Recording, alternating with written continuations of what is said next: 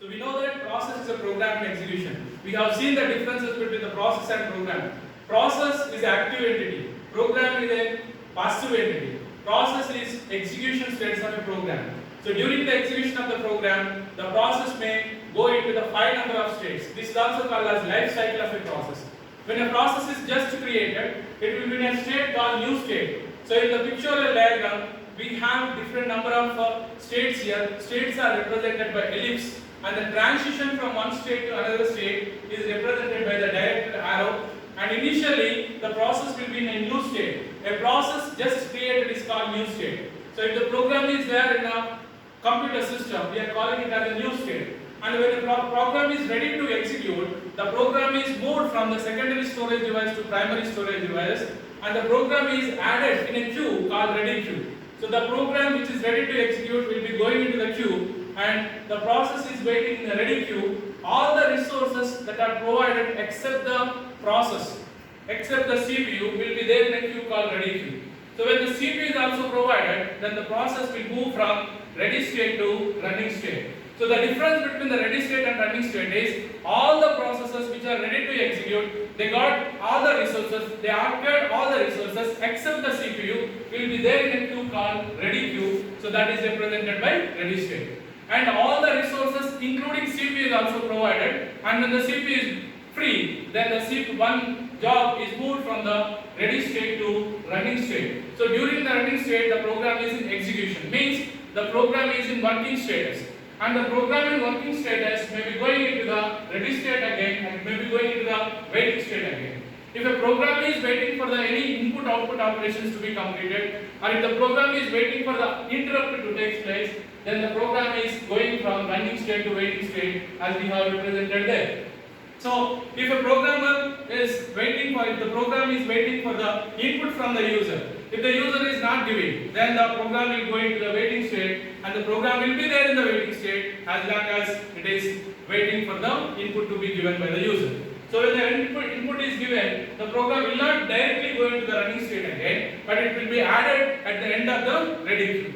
And there is a possibility of the program may be waiting for the events. So we have seen there are different types of events.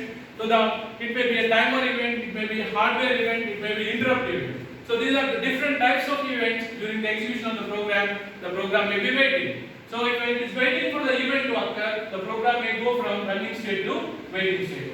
And when the event takes place, again the program is added at the end of the ready queue. Already we have seen the programs which are waiting for the CPU, they got all the resources which are to be executed, and in which the process needs execution except the CPU will be there in the ready queue. So there are different number of jobs which are waiting for the CPU. In a single uniprocessor environment, there is only one CPU, but there are multiple number of jobs. We have seen multi-programming environment. Multi-programming environment means multiple number of programs are loaded to the primary memory, but in case there is only one CPU, all the programs which are competing for the CPU will be waiting in the ready queue. And the dispatcher is the program which is responsible for moving the programs from the ready queue to running state. So there the process is acquiring the CPU and it is executing the job.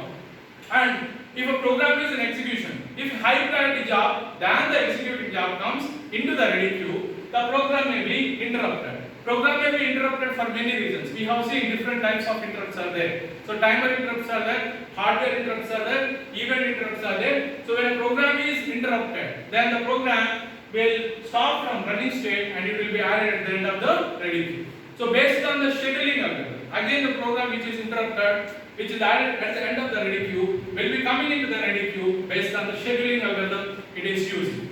And the process may be going from the running state to exit state. So this exit state is also called as terminated state. So the process may go from running state to exit state in two ways. The program may be terminated normally and the program may be terminated abnormally.